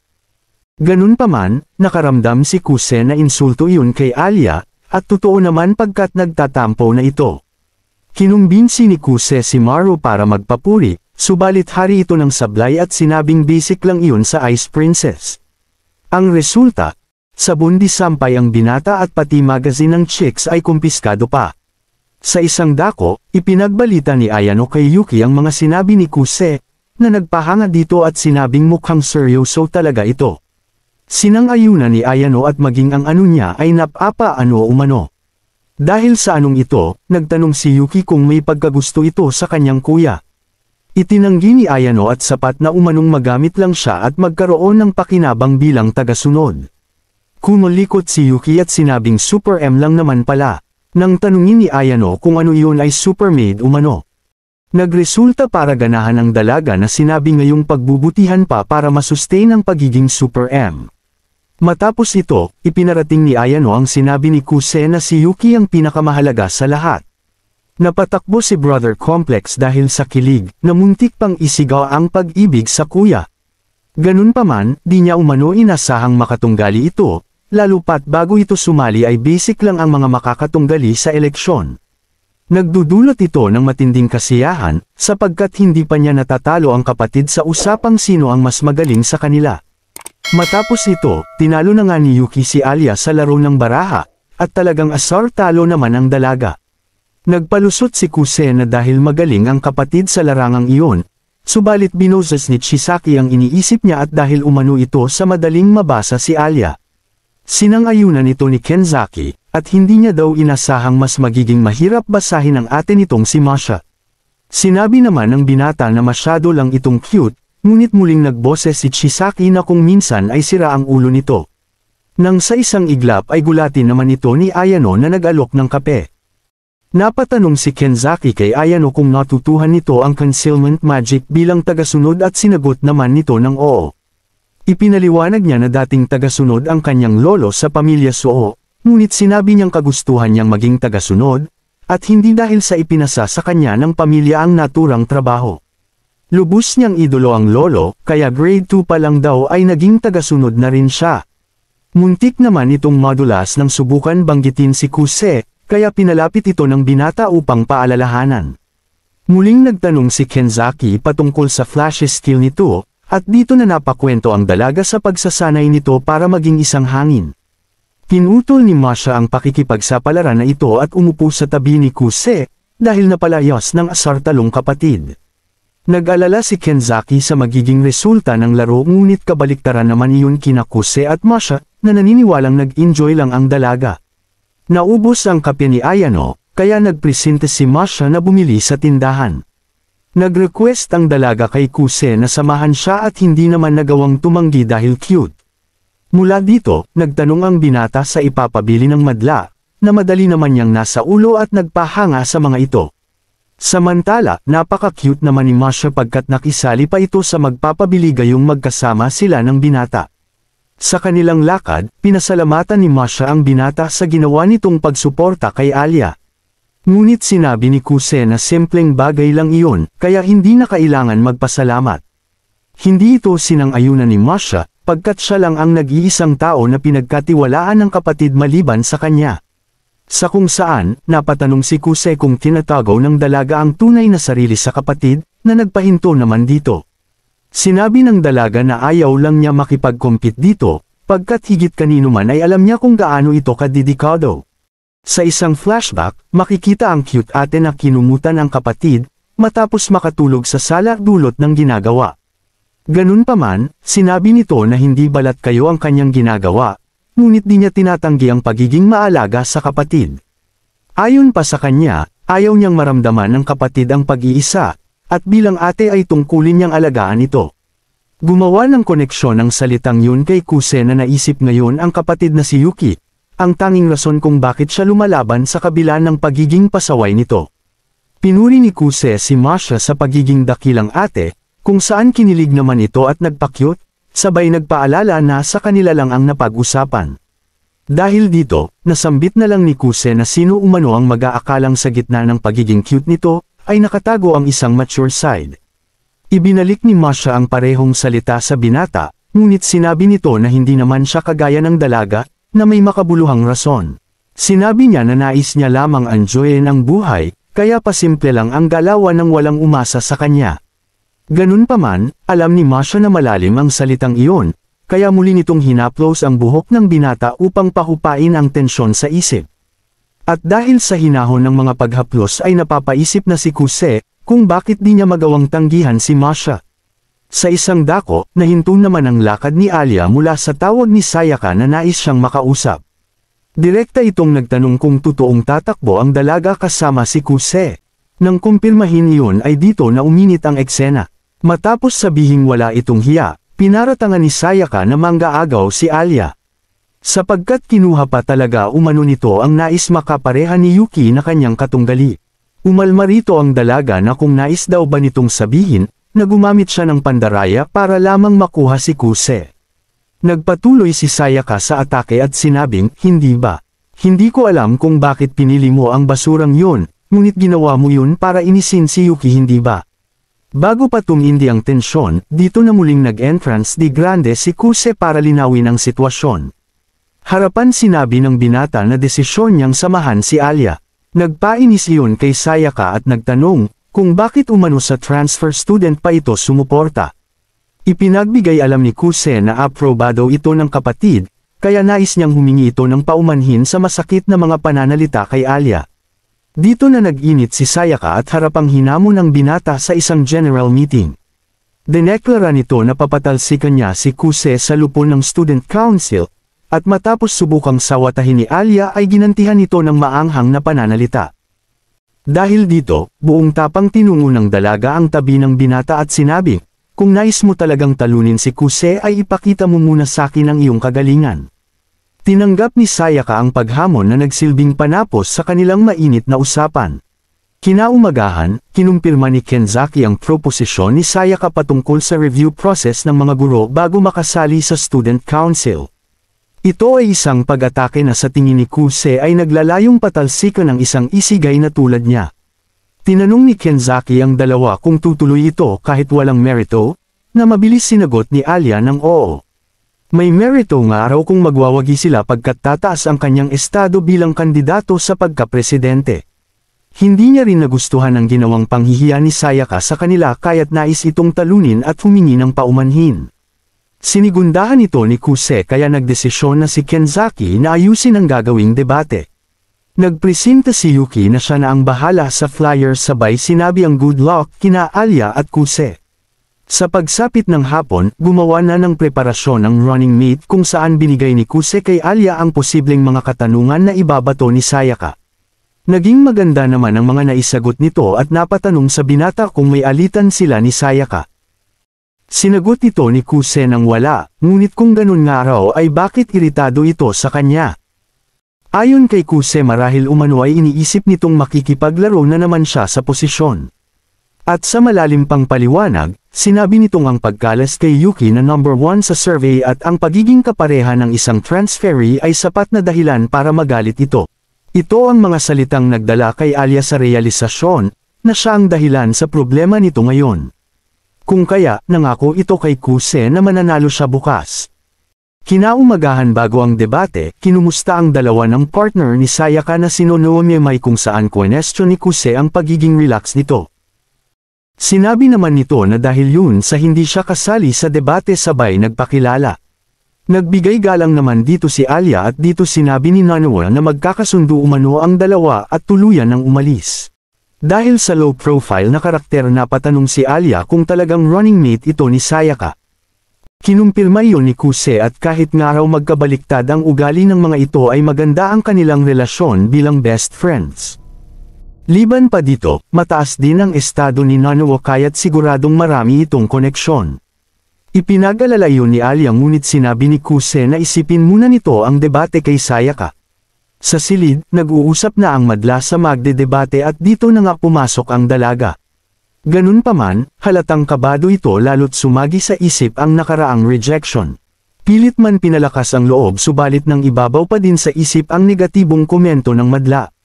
Dito na lumitaw si Kuse na nagtanong kung talagang i-cop umano ito. Mula sa pagkalito nag-defense mode ang dalaga sa manyak ngunit lumalabas na nais lang tanggalin ng binata ang kaba nito. Mula dito ay nagpaalala si Kuse na ang katunggali ng dalaga ay ang kanyang perfectionist self kaya sa halip ay ipakita nito ang pinaka-cool niyang sarili. Siniguro ni Kuse na siya na ang bahala sa iba at dito na nga nagsimula ang intro ni Kenzaki at pinakilala ang magdedebate.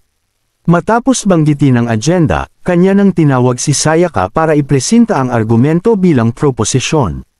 Sa panimula ay nabanggit nito ang pag-appoint ng presidente at bise sa ehekutibo, na sa kanyang punto ay maaaring maging parte ang sinuman ng konseho. Dito niya iyon pinasundan ng paghimok kung saan dapat ang mga top student lang ang maging parte nito. Sinabi niya na kung ang isang hampas lupa ay ma-appoint sa konseho ay tataas agad ang estado nito, isang bagay na hindi umano patas. At dahil sa katas ng argumento, maging si Kuse ay napasaludo na rito. Bilang panapos, iprinisinta ni Sayaka ang review process ng guru imbes na appointment, na may layuning itaas ang kalidad ng student council. Mula sa kaliwa ang Russo ay tumindig upang ipresenta ang argumento ng oposisyon. Kanyang inalala ang cool na crush at nakakuha sa wakas ng sapat na lakas. Nilatag ni Alia ang punto na sa tingin niya ay imbes tumaas ang kalidad dahil sa review process ay bababa pa ito. Ipinaliwanag ng dalaga na bababa ang moral ng presidente at bise sa pagkawala ng karapatan sa pag-appoint, lalo't nahalal ang mga ito dahil sa pagtitiwalang ibinigay ng madla. Dagdag pa niya na ang review process ay tila pambababa sa kakayahan ng konseho.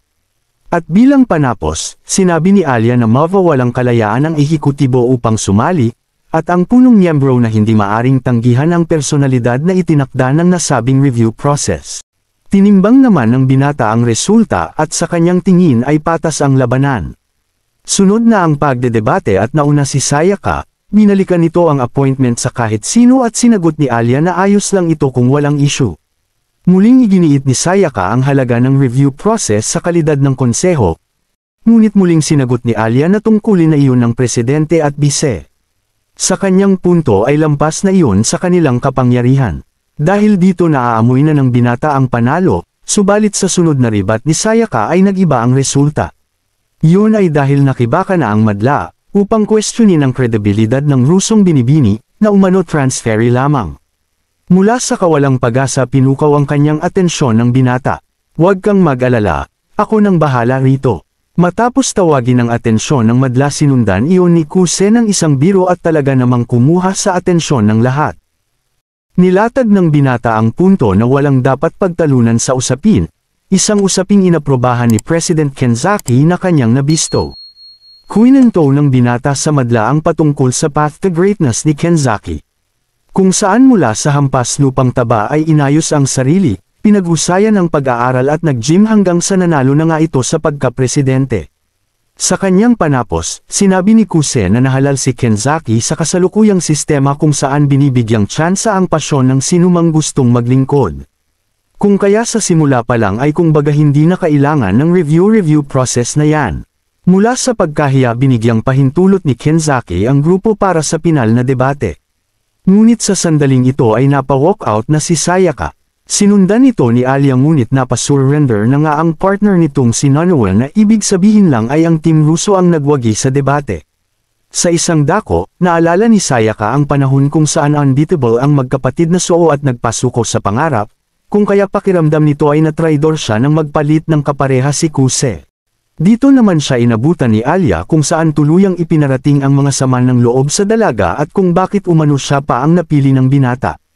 Matapos mahimasmasan, naisip ni Sayaka na nadala lamang siya ng emosyon, ngunit ang totoo ay sarili lamang ang dapat nasisihin sa mga nangyari. Sa pagdating ni Nanawa humingi ito ng pabor kay Alia upang iwanan na sila at pinagbigyan naman ng dalaga. Huminto naman ito para sa isang mensahe, at hindi nga rin daw niya alam kung bakit pinili siya ni Kuse, kung kaya't gagawin nito ang lahat para mapatunayan ang kanyang sarili. Ito ang mga salitang kumuha ng respeto ng dalawa na napasaludo sa Russo. Sa dakol ng Lightroom kung saan naroon si Yuki, dismayado naman ito sa naging debate sapagkat hindi nakita ang inaasahan sa kapatid. Sinabi nitong kung ganun kalambot ang performance ng Team Russo ay tiyak na magiging basic lamang ang pagtalo niya sa mga ito. Hindi naman ito sinang-ayunan ni Ayano at sa halip ay sinabing magaling ang dalawa. Mula rito ay na-trigger na naman si kapatid at ipinahayag na dapat umano ay fierce ang mga galawan, tindig at pananalita upang matawag na isang tunay na katunggali. Humingi ng tawad ang tagasunod. Subalit sa cross-legs na galawan ng master ay pinuna ito na kabaliktaran umano iyon sa imahen ng isang tunay na winner. Sabay nagpaalala sa pagiging sutil ni Yuki na bawal ang pagkain sa silid. Kaya naman dahil bisto ay pinaglinis ni master ang tagasunod sa kanyang kalat. Sa dakol ng Team Russo ay nabanggit ni Alia ang tungkol sa mga nangyari, kasabay ng salitang gagawin ng lahat para patunayan na hindi nagkamali ang binata sa pagpili sa kanya. Sunod nagtanong ang dalaga kung bakit siya pinili ng binata at sinagot naman nito sa isang paliwanag. Ayon kay Kuse, naging kapareha lamang siya ni Yuki noon sapagkat hindi niya matanggihan ang request nito at di dahil sa gustong suportahan ang adhikain nito. Ganun pa man, sinabi ng binata na marahil ay guilty lamang siya sa pag-alis, na nagresulta sa pagpasa ng kapatid sa kanyang responsibilidad. Kaya dahil hindi bukal sa loob ang posisyon sa pagkabise ay di maiwasan masakal. Sa panahong iyon nga raw ay tinawag siyang Vice President in the Shadows, ngunit sa huli ay naisip niyang ayaw pala mapunta sa ganoong posisyon. Habang feeling guilty na rin si Alia ay dito sinabi ng binata na sa pagkakataong ito ay kagustuhan niya ng tumakbo bilang bise, pagkat gustong suportahan ang dalaga na ngayon ay kinilig. Dahil sa cringe, todo palusot na si Kuse na ikinakatuwa naman ng Rusong may lihim na pagtingin. At matapos tanungin sa parehong katanungan ay sinabi ni Alia ang Russian word na dahil di naintindihan ni Kuse at walang sub ay napa-research pa ako. Base sa translation ng isang source ibig sabihin nito na dahil umano si Kuse mismo ang kapareha. Matapos ang hassle na ito, tumuloy na ang dalawa pauwi ng buksan naman ni Alia ang patungkol sa e-cup. Palusot naman ni Kuse na narinig lang ito sa kaibigan at dito sinabi ni Alia sa Russian ng muntik ng tumama. In short mataas pa sa e-cup. Kinagabihan, napag-usapan nila Yuki at ng lolo ang patungkol sa naganap na debate ng kanyang kapatid. Kaunting pagtatama lamang, ang matandang ito pala ang lolo at hindi ang mismong ama ni Kuse. Nabanggit nito ang pagtaas ng reputasyon ni Kuse dahil sa panalo, isang bagay na hindi nito naibigan kaya siniguro kay Yuki na talunin ito kahit anong mangyari. Giit nito na kahit walang talento si Yuki gaya ni Kuse ay umaasa siya sa pagiging competent nito, bagay na wala ang binata at mas pinili umanong takasan ang responsibilidad bilang tagapagmana. Matapos ito, hinabol naman si Yuki ng ina para kumustahin ang relasyon nito sa kuya kung saan matapos itong tumugon, ay nagawa ng kanyang nanay ang magpahayag ng suporta sa kabila ng napaka-toxic na tahanan. Dahil sa pressure napayakap na lang si Yuki kay Ayano at with matching mud pa. Kinabukasan, balita na sa madla ang pagkapanalo nila Kuse kaya napahingi ito ng sandali para makaupo man lang siya. Binati nito si Alia ng magandang umaga at matapos ang usual na cold response ay sinabi sa madla na kung may katanungan sa stratehiya sa likod ng panalo ay itanong lamang sa Rusong Binibini. Ganun pa man, walang sino man ang nangahas kaya't napatawag si Kuse ng tulong kay Kyo. Mula rito ay nagumpisa ang mga tanungan patungkol sa magic strategy ng debate. Nang mabanggit naman ng dalawa ang umano pagkaduwag ni Sayaka sa hamon na mismong ito ang nagbigay. Ikinasakit iyon ng damdamin ng Russo kaya humingi ito ng sandali sa binata at umalis. At dahil bisto ito ni Kuse, agad nagpalusot ang binata sa madla para sundan kung saan ito nagtungo. Sa silid ng Student Council, nagtanong si Kuse kung ayaw ni Alia ang kritisismo kay Sayaka bilang resulta ng debate, na kung saan ay sinang-ayunan nito ng may pag-alinlangan. Dahil dito, sinabi ni Kuse na nanalo sila ng patas kaya kahit anumang sabihin ng sinuman kay Sayaka ay labas na umano sila doon. Ganun pa man, nanatiling guilty si Alia kasabay ng malungkot na mukha kaya nagtanong na ang binata sa nais nitong gawin. May pag-aalangan nitong sinabi na nais ayusin ang reputasyon ni Sayaka, ngunit mabilis na itong sinang-ayunan ng binata. Sinabi nito na imbes na magmakmak ay mas mainam kung maghanda na sila para sa nalalapit na closing ceremony. Ipinagpasalamat ng dalaga ang muling pagtulong ng binata at matapos nitong muling mabanggit ang pangako ng suporta ay magkakaroon na sana ng matamis na sandali. Nang biglang sa likuran ay makita ni Kuse ang mga paggalaw na bisto na nito kung sino. Naiisip ng binata ang maging silensyo, subalit sa maamong mukha ng Russo kasama ng mga galawan na tila pahiwatig ng pagtama ng isang sure hit cringe, ay wala na siyang nagawa kundi ibuking ang mga nagtatago. Mula sa pagkagulat ni Alia lumabas sina Kenzaki at Chisaki kung saan nakipagkasundo si Kuse, na wala na lang ipagsasabi ang kapwa panig at umalis. Pagkalabas, dito na nahiya ng husto si Alia at agad nang tumakas. Mula dito, tinungo ni Kuse ang silid ng partner ni Sayaka na si Nanoa ngunit hindi siya makalapit dito gawa ng napalibutan ng madla at nagsilbing depensa. Sa ilang sandali tinawag na siya ng dalaga at sa wakas ay naiparating ang rason ng pagpunta. Sa isang silid nagbiro si Nanoa na kung balak ni Kuse magtapat ay sige lang dahil single naman siya at madaling kausap. Nagpaalala ang binata na makipagrelasyon lang sa napupusuan subalit hindi pa umano ito nakipagrelasyon sa nagugustuhan dulot ng walang alam sa pag-ibig. Mga salitang nagpakaba kay Kuse ngunit mas piniling sabihin sa dalaga, na taasan nito ang value ng sarili. Ito ang mga sinabi ni Sayaka noon, na nagpaalala naman kay Nanoa lalo't may kasabay umano iyong sapak. Nagduda si Kuse kung magkaibigan talaga ang dalawa subalit pinutol na iyon ng dalaga para pag-usapan ang pakay ng binata. Dito na ipinarating ni Kuse ang tungkol sa request ni Alia kung saan napatingala si Nanoa at kung bakit umano iyon sinasabi gayong magkalaban sila.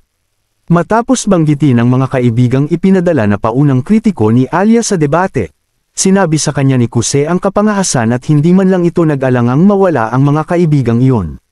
Ganun pa man, sinabi ng dalaga na kay Sayaka lamang siya tunay na may koneksyon kaya wala ring pakialam kahit mawala ang nasabing kaibigan. Mula sa kuryosidad, nagtanong si Kuse kung bakit nito kaibigan ang isang tao na mahirap basahin at sinagot naman ni Nanoa na yun mismo ang dahilan.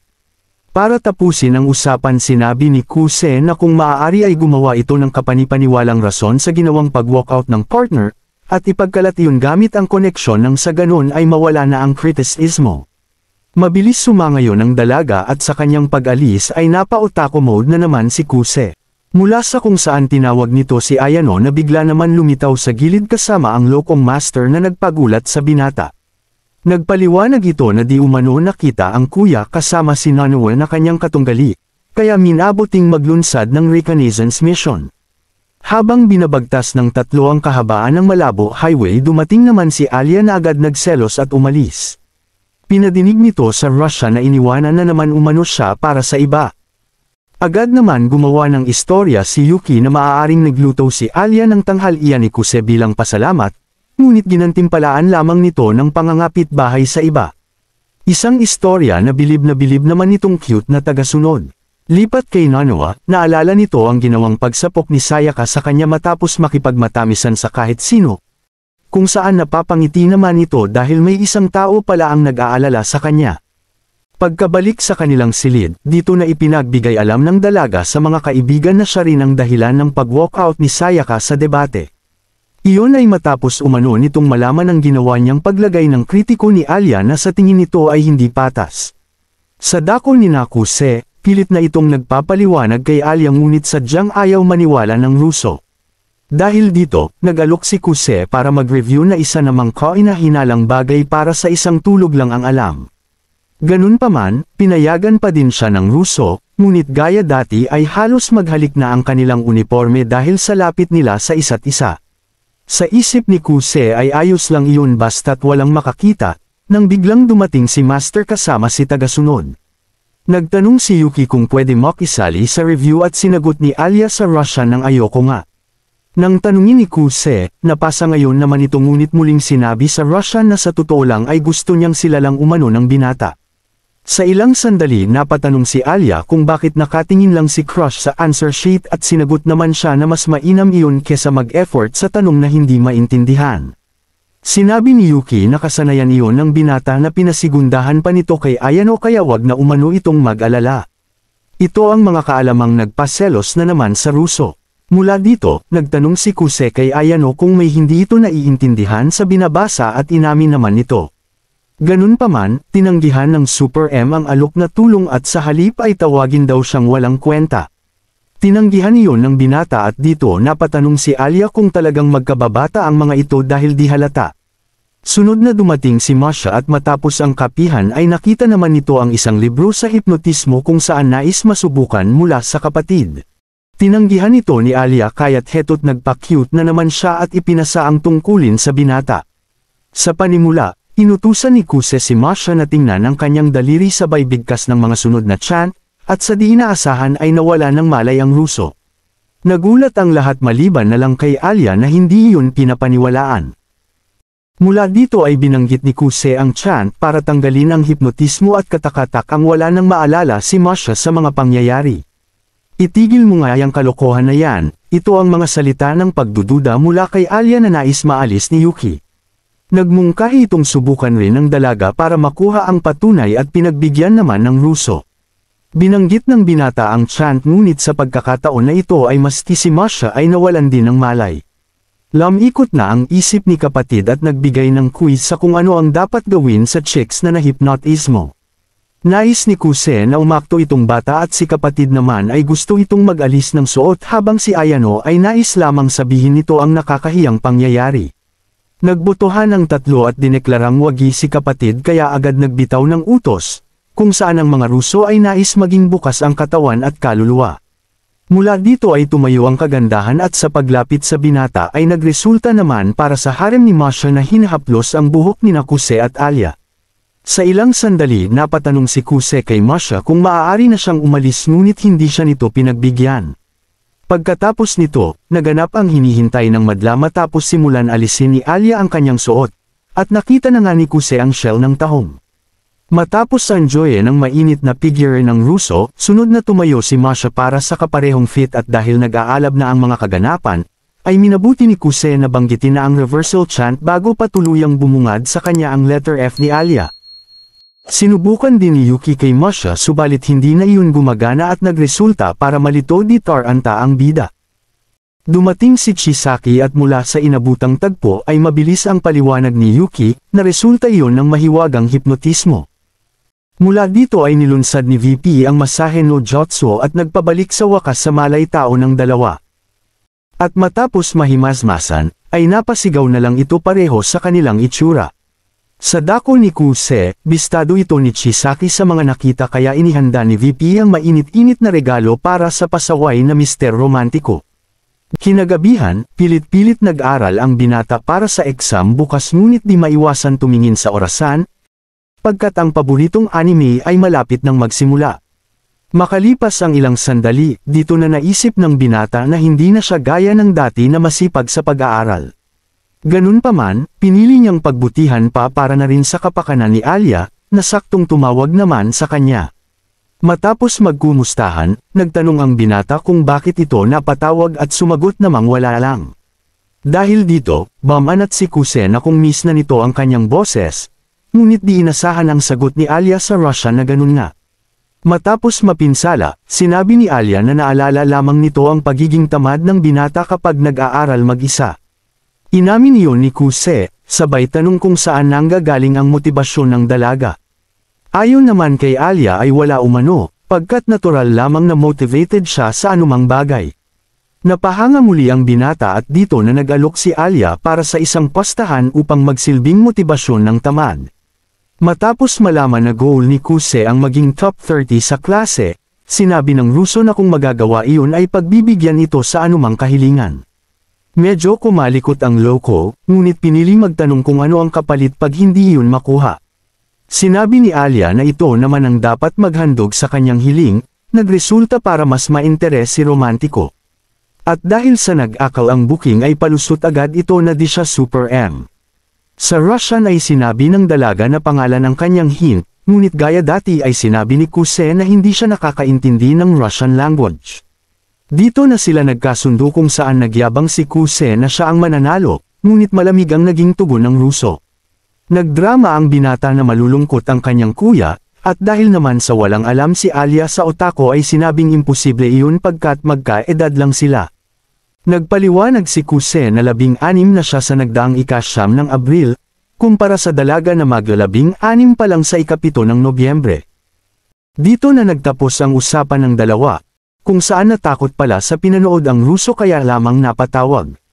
Ganun pa man, mas nang ibabaw ang tampo sa dalaga pagkat hindi sinabi ni Kuse ang kaarawan nito gayong magkaibigan sila.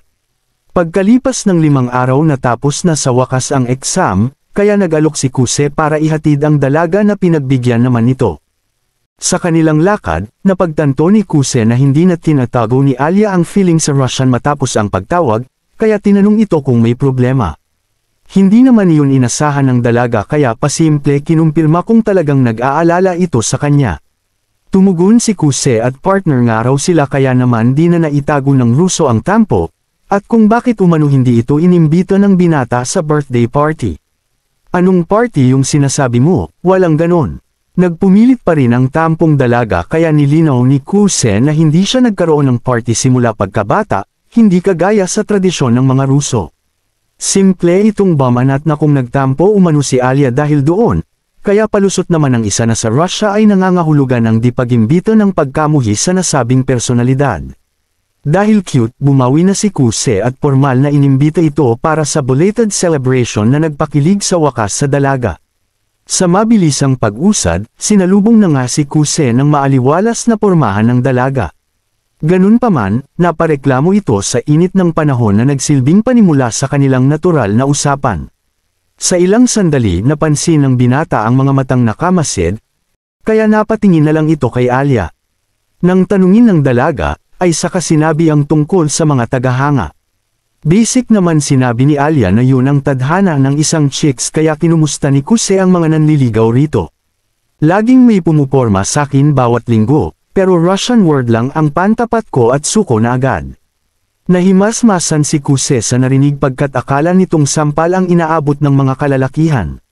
Bistado naman siya ng dalaga kaya nagpalusot itong buti na lang umano at di ito na fall sa mga ligwak na linyahan. Selos ka naman agad, boyfriend ba kita? Well pag nasa date talaga ang mga binata naka-boyfriend mode sila. Matapos ang palitan na ito ay napinsala ang Russo para masabi sa Russian ang salitang unang beses.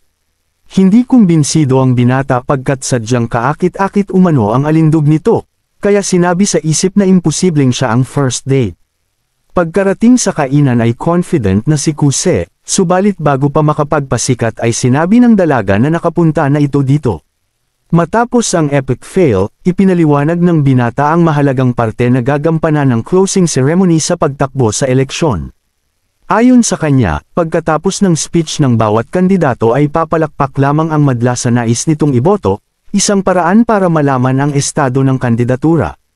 Kumbinsido ito na hindi sila makakuha ng palakpak kagaya kina Yuki, kaya prioridad nila ang pekliin ang gap bago isipin ang manalo.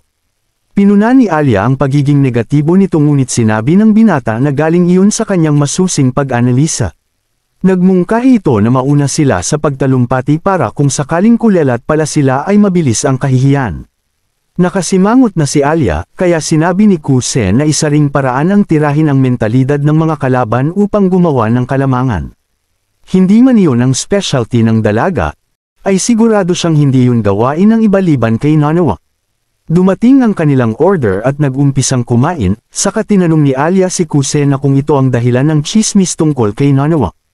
Itinanggi yun ng binata subalit humingi ng paumanhin, pagkat hindi nito natupad ang request ng dalaga sa mas maayos na paraan.